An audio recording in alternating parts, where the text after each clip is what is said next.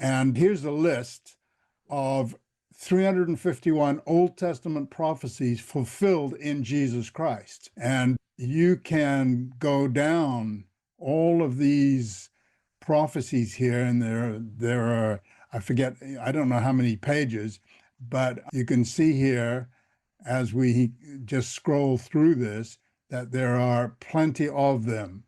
And statistically, to be able to have all of these prophecies occur, somebody who's saying such and such will occur, such and such is going to take place, such and such will happen in the future, to have 3 or 4 or 5 prophecies, predictions take place, statistically is out of the park. To have 350 prophecies that are stated in the Old Testament regarding one life that is going to come and fulfill these prophecies is quite incredible. And again, it just shows the power of God and the hand of God in knowing what his plan is and accomplishing his plan. And that's the faith that we can have today in God's plan, because we know these things are going to take place.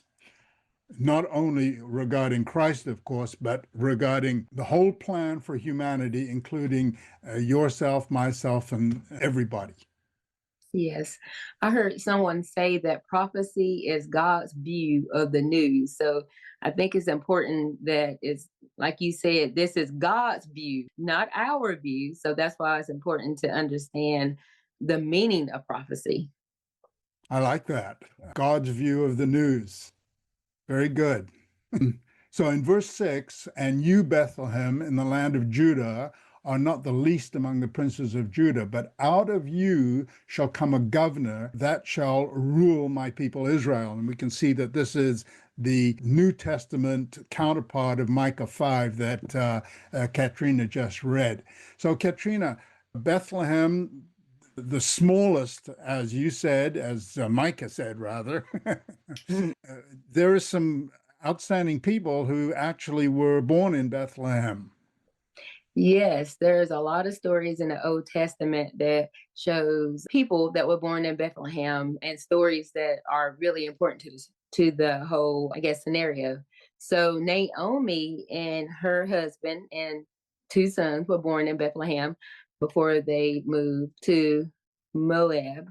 And then Boaz, the one that ended up marrying Ruth, was also born in Bethlehem. Obed, the son of Boaz and Ruth, the father of Jesse, which Jesse is the father of King David. And then King David was also born in Bethlehem. So all those individuals are significant players in the Old Testament. Yeah, Bethlehem is a small place, but as you say, it's very important from that point of view. And I think it's interesting that David was born there. And of course, Christ is going to inherit the throne of David. So I think it's quite fitting that he be born there as well. Mm-hmm. I want to note in this verse also that he shall come as a governor. Of course, the first time, as Micah said, this is similar to Micah.